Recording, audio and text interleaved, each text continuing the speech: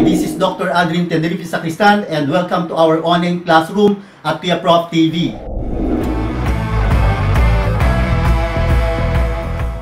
And our topic today is about developing projects proposal. But before we discuss that, let's talk first about the objective of this lesson. Number one, students after finishing this lesson will be able to, number one, develop relationships with customers and partners. Number two, decide whether to prepare a proposal or response to a customer's RFP and create a credible proposal. Determine a fair and reasonable price for a proposal. Discuss how customers evaluate proposals and explain types of contracts and various terms and conditions. And lastly, measure the success of proposal efforts. Those are our objectives for this lesson. Now let's talk about building relationships with customers and partners. So in developing our relationship with our customers and partners, you should be able to consider the foundation for successful funding and responsibilities, and that is a good relationship with them. Number two, it requires good listening and constant learning. So you have to listen to your clients, you have to listen to your customers. What they will be providing you, those information will be useful in creating a good and acceptable contract. Okay? You also have to have frequent and regular contact, express appreciation for clients' time. So it is very important that if your client will be asking for your time, you should give your time to them. Okay? So time is very important, and as I mentioned before, time is gold. So you have to appreciate the time being provided for you by the client. Okay? So another is trust is key and ethics are imperative. So that is very important. You have to be honest with them. You have to be honest with your clients. You have to win their trust. Okay? So another is first impression is very important. If you heard this before, first impressions last. If you provide them that kind of, good impression, that will definitely help you win the contract. Okay? Problem solving and credibility grows with good performance. If you will be giving them and showing them a good performance by your team, definitely the company will trust you and give you the contract. Okay? And lastly, partner with several key individuals in an organization. Because, having partner with several individuals in the organization is very important, and it will help you really develop that kind of relationship with the organization. Do not just rely on one key individual in an organization. As much as possible, partner with key individuals in an organization, because these individuals will definitely help you accomplish your project with them. Okay? So, those are the building relationship with customers and partners technique. Okay? So let's proceed to the next, pre-RFP proposal marketing. Okay? Begin developing the relationship before RFP is prepared. It means that before you're going to prepare that request for proposal, you need to have first a good relationship with the key individuals in the organization. That is very important. That is a strategy for you to win the contract. Okay? So, how do you do this? It can help you, okay, or it can help your client identify the needs. Definitely, if you're going to talk to them in advance, your client will be able to see, clearly the problem that will be facing when you are, trying to having partner with them. So it will definitely help your client identify needs. Better position to win the contract. Okay? It will give you a better position for you to win the contract because your client will give you the trust. You will win the trust of the client. Develop a more clearly focused response to RFP, because if you know exactly and all the information that will be provided by your client about the project, definitely you can provide them a specific and responsive kind of a contract or proposal. Okay? Another is The pre-RFP and pre-proposal efforts are business development. You are trying to develop that kind of business relationship with your client. No cost to the customer. Okay? No cost. Definitely, the customer will not spend any amount, any penny here, because you will just be talking and discussing something about the possibility of having the project with them. Help build the relationship. If you're trying to talk to your clients from time to time, definitely it will develop that kind of relationship, and you will be able to, as I mentioned a while ago, win the trust of the client. Okay? Unsolicited proposals and uncompetitive contracts. It is very important to consider. It may result of identified needs and problem solving. You know, when you're trying to provide them the unsolicited advice, unsolicited proposal, somehow it would provide them the opportunity to see other perspective, okay? So that they could think of a possibility of developing their project, okay, developing their proposal with you, or they will try to somehow improve the kind of projects that will be given to you, okay?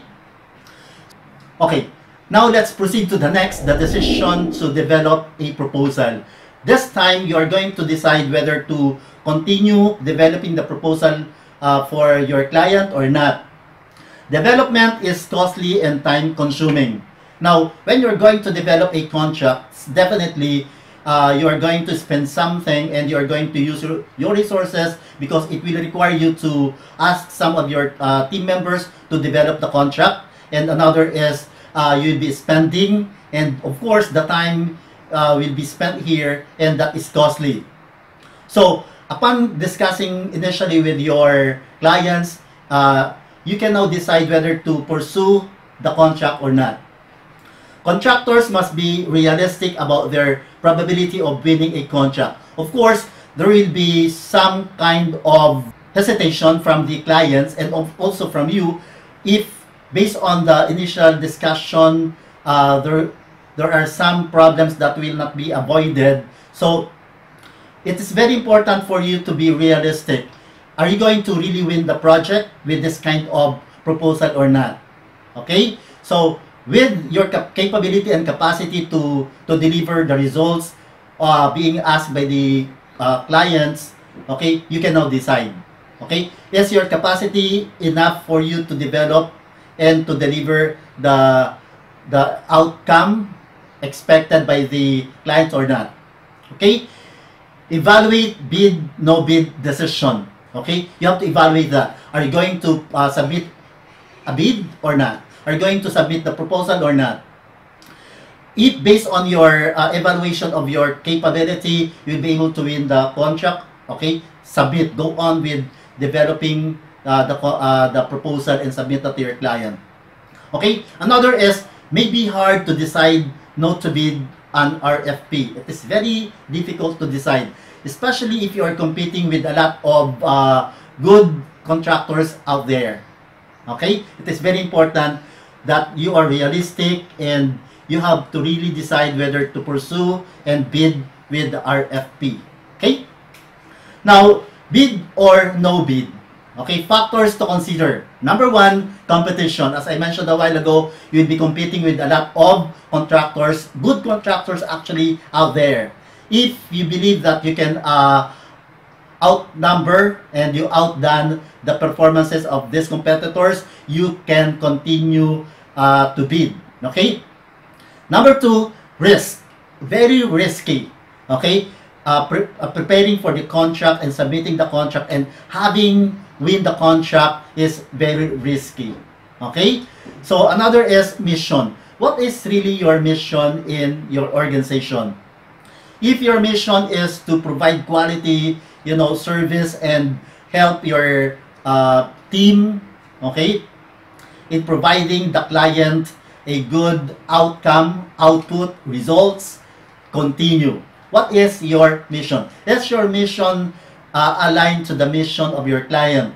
If your mission is aligned to their mission, it's better for you to continue to bid. Okay? Extension of capabilities. Of course, this will now be the time for your extension of capabilities. You can show them, okay, that you can really deliver, the expected output. So, extension of capabilities, reputation.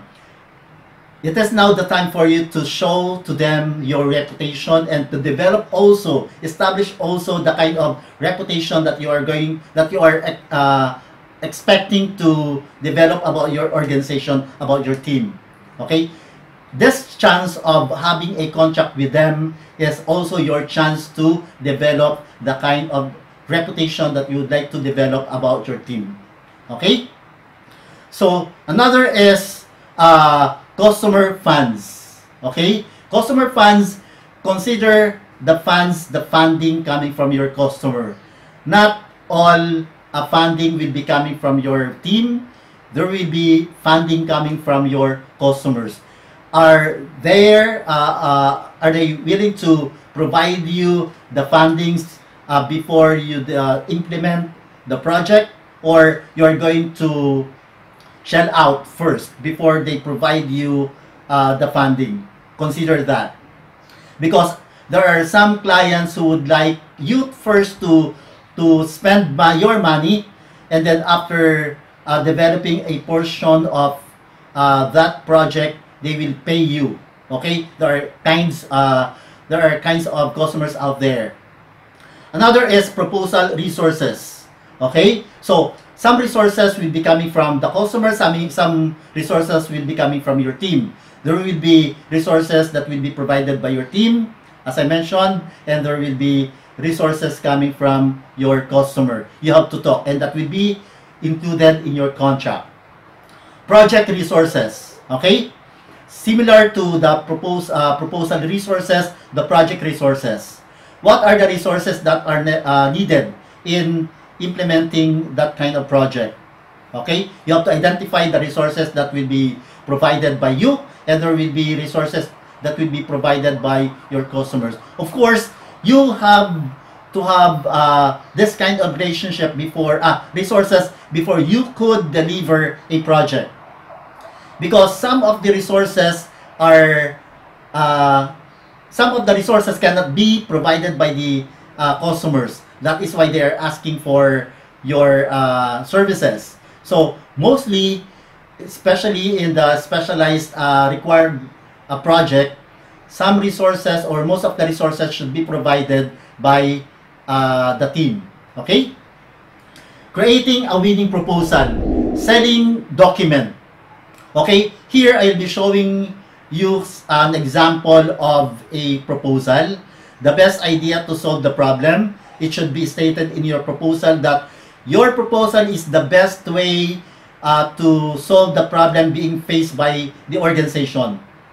You are trying to convince them that with the kind of proposal that you are submitting to them, they will, be able to solve the problem of the organization in no time. Okay? Because as I mentioned before, a project has a beginning and an end. So in this proposal, you're going to provide your client that in 2 to 3 weeks, they will be able to solve their problem in marketing, for example, or their problem in increasing the sales. Okay? Highlight unique factors. In your proposal, you really have to highlight here the unique factors of your team. Okay? Of your proposal with them. So for example, the unique factor here is you can solve the problem in 2 to 3 weeks as compared to the competitors that they will be working in this kind of problem in 1 month. You are just providing your client at least 1 to 2 weeks that the problem will be solved. Okay?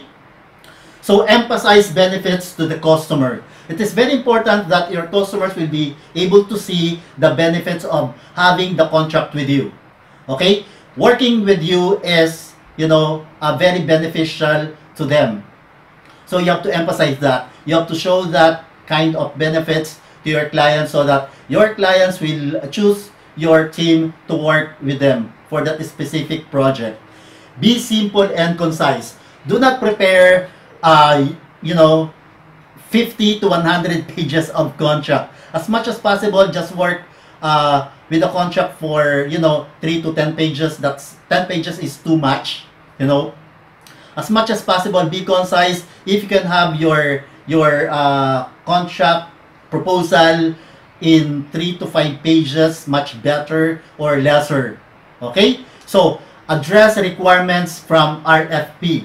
You have to have, answer the problems stated in the request for proposal in your proposal. Meaning, you should strike all the problems stated there and provide solutions for each item. Okay? So it is very important that your clients will be able to see the solutions to their problem. And of course, be realistic. Do not state in your proposal something that you cannot provide. Okay? Do not deceive them. You have to be realistic. Don't deceive your clients just to win the contract. Okay? So, those are the best way to create a winning proposal. In our separate video, I will show you the parts of proposal, okay, and discuss detailed content of a proposal. Okay? Our discussion here is just an overview. We'll be having another set of video that would give you detailed discussion of developing a winning proposal. Okay? Proposal preparation. Of course, you have to create a team that will develop that proposal. It could be one or two or more persons will be working on the proposal. Okay? If you think that one person can develop a proposal, go on. But if you think that the development of the proposal should require at least 2 or 3 members of the team, form the team to develop a proposal. Okay? Another is various skills and expertise. If you think that the expertise of members of the team will contribute to develop a winning proposal, develop that kind of team composing 3 or more persons with different skills that would help, that would help the team to develop that kind of winning proposal. Proposal manager for large proposals. So there should be a manager responsible in creating a proposal, okay? Especially for large proposal. Proposal development, and here, time for writing, review, and management approval is necessary. You should have time. Don't rush everything.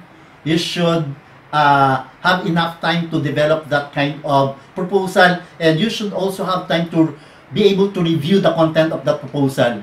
2 heads are better than 1, and you should review that, meaning fresh eyes is and necessary here, is very important in reviewing your contract. Okay? Another is length dependent upon the RFP requirements. Of course, I mentioned a while ago that don't rush everything, especially in preparing your proposal, but you have to consider the time requirement based on the request for proposal of the client.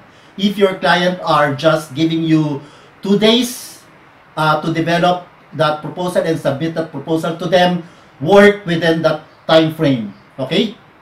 It is very important to submit your proposal on time or ahead of time. Don't be late. Because if you will be doing that, you are trying to impress to them that kind of bad performance and bad impression. Okay? So, cost of proposal development is part of normal business cost. Of course, if you're going to develop a proposal, you will be spending money, you will be using the time of your staff and team, and of course, their resources. So, this is, part of cost of the team. So, consider that. Okay? Proposal content. There are 3 sections in this proposal. Number 1, the technical. Technical says or mentions about your technical know-how. Do you have the technical capability to to develop the project, to accomplish the project. So technical aspect is very important. You have the exact number of staff and the kind of skills that necessary in developing and implementing the project for the clients. So technical is very important.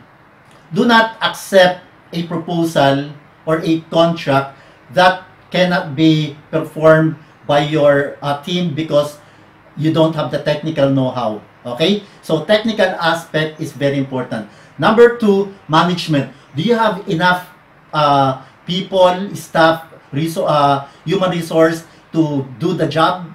If you have enough, people to do the job, go on with the proposal. Don't deceive, as I mentioned a while ago, don't deceive your clients that you can do the job if you don't have the capability, if you don't have the management capability. Okay? Another is cost. Do you have the resources? Do you have the money? Do you have the funds to initially do the job for your clients? Okay? So these three sections will really help you, okay, develop a winning proposal. Okay? Now let's go to the detail level. Depends on complexity of the project. Here, and it will be discussed in the next lesson, the detailed, presentation of the project. Okay, the detailed, step by step. Okay, requirements from RFP. You should, as I mentioned, enumerate the solution to each issue raised in the RFP. Okay? Technical section, understand the need, proposed project or solution. This is the detailed discussion of the three sections of the project or proposal. Understand the need for this project.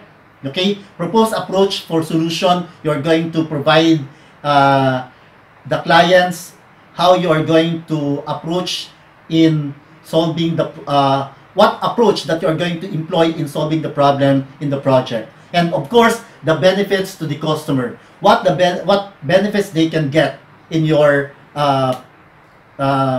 proposal. Okay, management section, description of work tasks, deliverables. Very important to mention what are the deliverables in every step of the project. Project schedule, okay, project organization, related experience, equipment, and facilities. These are the things that you should consider in management section. As I mentioned a while ago, if you don't have enough resources to do that project, don't continue with the proposal. Cost section, as I mentioned, if you don't have the money, you will have a difficulty in developing and implementing the project. Okay, and it includes estimated cost.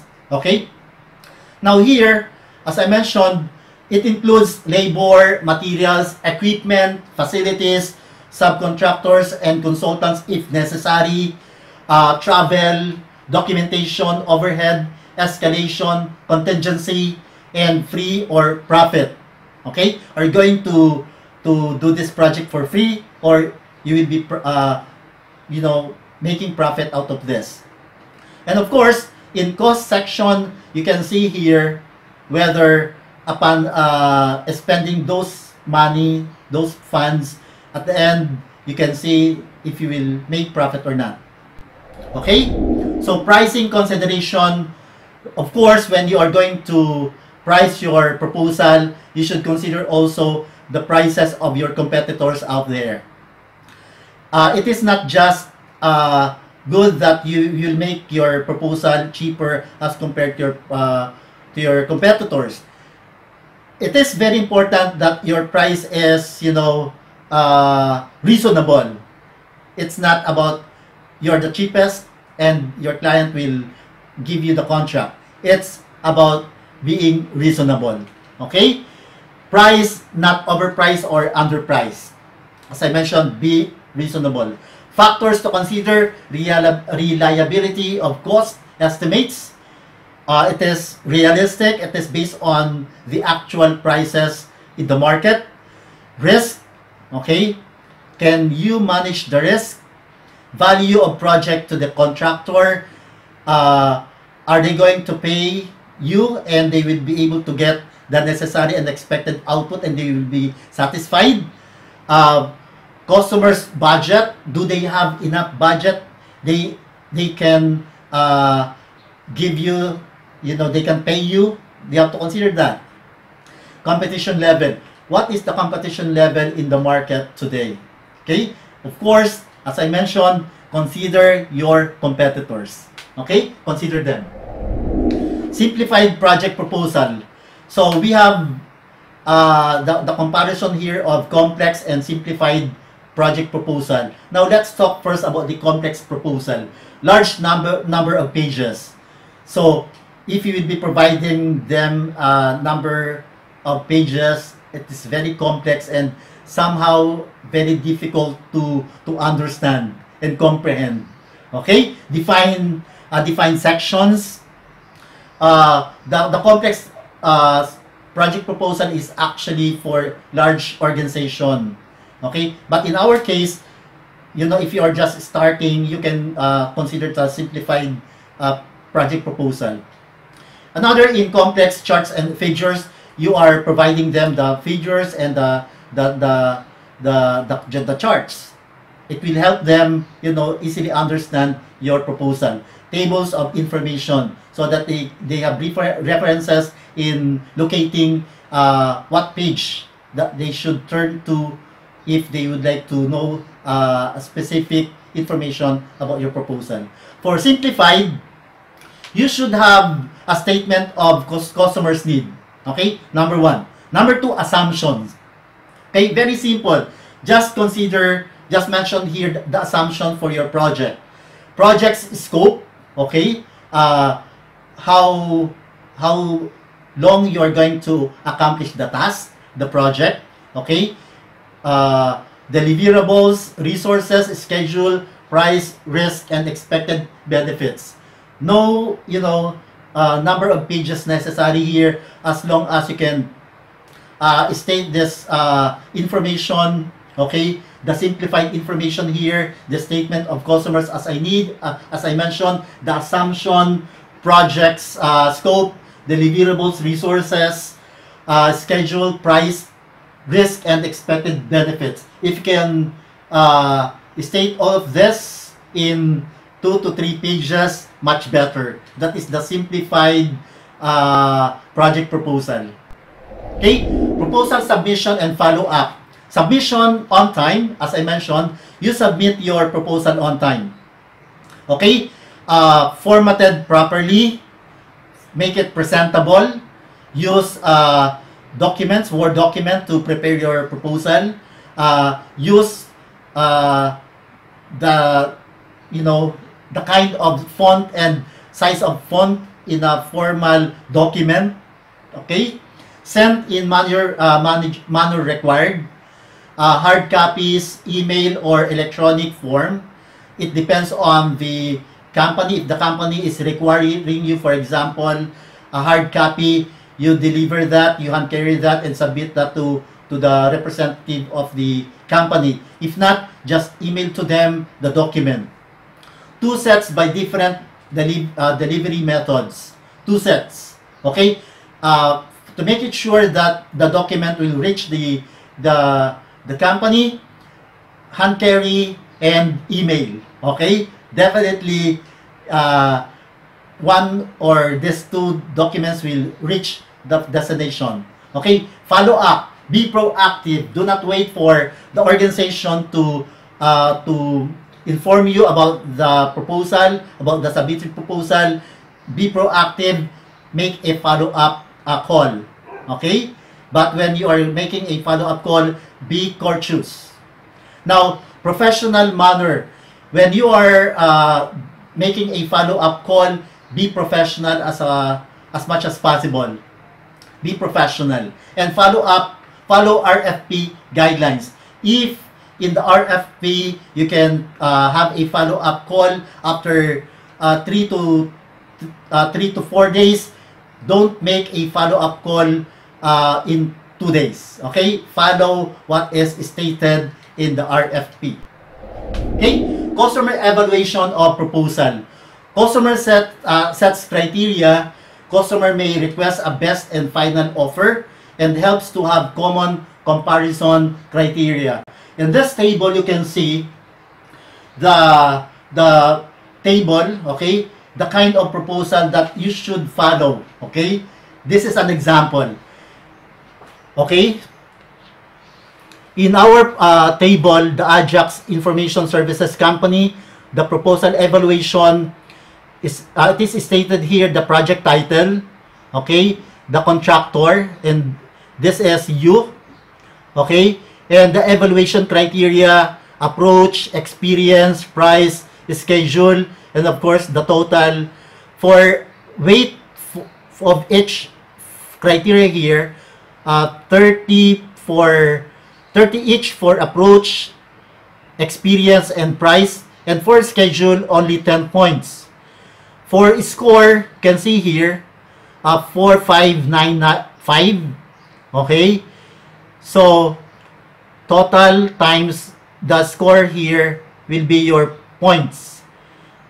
Okay, so and your respondents will give you the comments, shallow description of methodology, okay, a little experience with manufacturing firms, lowest price bid, supported by details, schedule is overly optimistic. So this evaluation here and the comments will help you improve your proposal.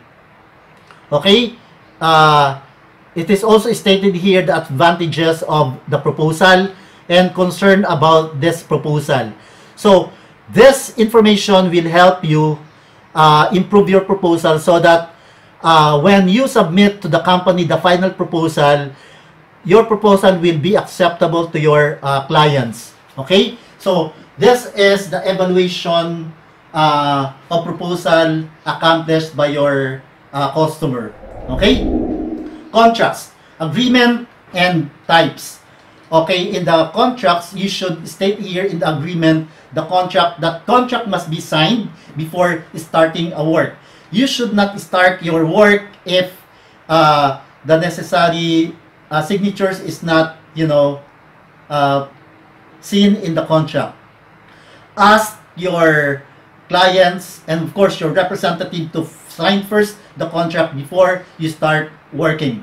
Okay, establishes communication. Always establish this communication so that everything is clear before you start a contract, and before you start doing the work.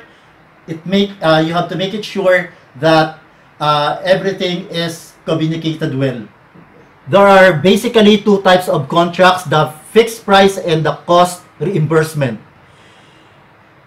Okay, the price remains fixed unless the customer and contractor agree on changes. This type of contract is low risk for the customer, since the customer will not pay more than the originally agreed upon price. This type of contract is low risk for the customer, since the customer will not pay more than the originally agreed upon price. This type of contract is high risk for the contractor, because if the cost of completing the project is more than the originally planned, the contractor will make a lower profit than anticipated, or may even lose money. Fixed price contracts are more appropriate for projects that are well defined and entail little risk. In a cost reimbursement contract, the customer agrees to pay the contractor for all actual costs, labor, materials, and so forth, regardless of amount, plus some agreed upon profit. This type of contract is high risk for the customer, since contractor costs can overrun the proposed price. In cost reimbursement contracts, the customer usually requires that throughout the project, the contractor regularly compare actual expenditures with the proposed budget and forecast cost at completion. This type of contract is low risk for the contractor because all costs will be reimbursement by the customer. The contractor cannot lose money on this type of contract. This type of contract is low risk for the contractor because all costs will be reimbursed by the customer. The contractor cannot lose money on this type of contract. Cost reimbursement contracts are most appropriate for the project that involve a high degree of risk. Okay? So, these are the types of contracts, the fixed price and the cost reimbursement. Now, let's talk about the contract. Now, let's talk about the contract terms and conditions. In our terms and conditions, you have to state here the misrepresentation of cost. Okay? Or you have to avoid the misrepresentation of cost. Notice of cost overruns or schedule delays. Okay? You should clearly state that notice here. Approval of subcontractor. If you think there is a need for you to have a subcontractor in the implementation of the program of the project, you have to state that in the contract.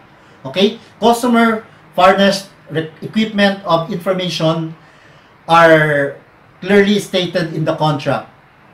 Patents, there are patents that should be mentioned here. The patents could be under your name or under the name of your client.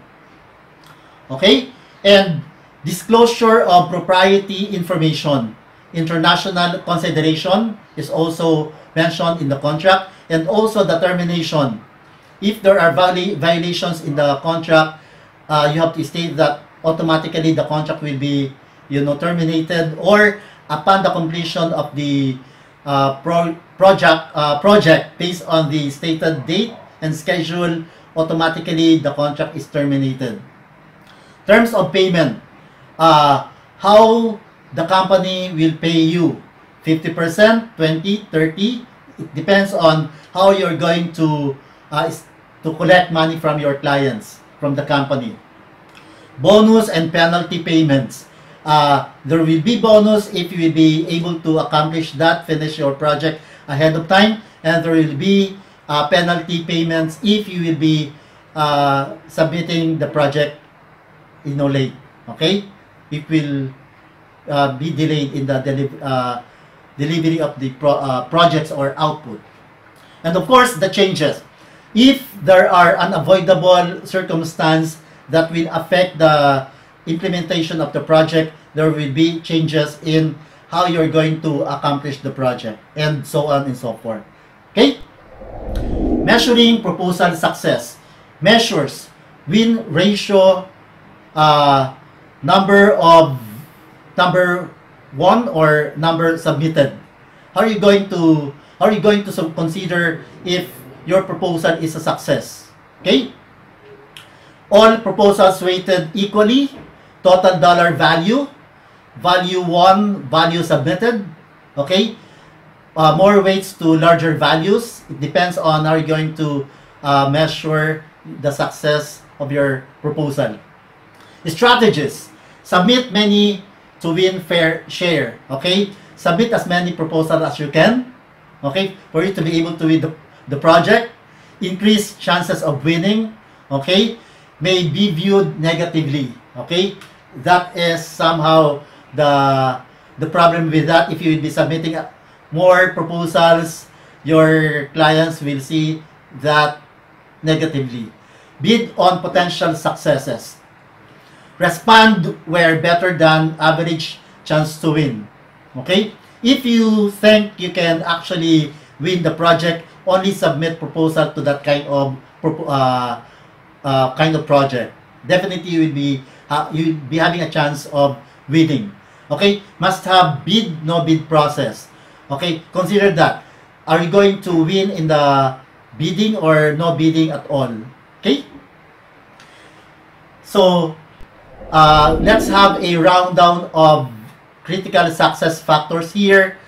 Okay? customers and partner organization prefer to work with people they know and trust. And here, relationship is very important. It should be established the foundation for successful funding and contract opportunities. Number 2, establishing a building trust is key to developing effective and successful relationship with clients and partners. The first impression one makes on a client is pivotal for to developing a continuing and fruitful relationship. Pre-RFP proposal efforts are crucial to establishing the foundation for eventually winning a contract from the customer. Do not wait until formal RFP solicitations are announced by customers before starting to develop proposals. Rather, develop relationship with potential customers long before they prepare their RFP. Okay? And lastly, working closely with a potential customers puts a contractor in a better position to be selected as a winning contractor. Learn as much as possible about the customer's needs, problems, and decision-making process during pre-RFP or proposal marketing. Okay? And of course, another, becoming familiar with the customer's needs, requirements, and expectations will help in preparing a more clearly focused proposal. Be realistic. Be realistic about the ability to prepare a quality proposal and about the probability of winning the contract. It is not enough just to prepare a proposal. Rather, the proposal must be a sufficient quality to have a chance of winning. A proposal is a selling document, not a technical report. It should be written in a simple, concise manner and should use technologically with which the customer is familiar. A proposal is a selling document, not a technical report. It should be written in a simple, concise manner and should use a terminology with which the customer is familiar. In a proposal, it is important to highlight the unique factors that differentiate it from competitors' proposal. Proposals must be realistic. Proposals that are too promising, too much, or overly optimistic may be unbelievable. Okay, it will be unbelievable for your customers and may raise doubt about whether the contractor understands what needs to be done or how to do it. When bidding on a fixed price project, the contractor must develop accurate and complete cost estimates and include sufficient contingency costs. Okay, so that's end our discussion for today. I hope you learned something from our discussion today. And if you think that there are other students out there who need to learn this information, please don't hesitate to share this video to them. And please also subscribe and share and like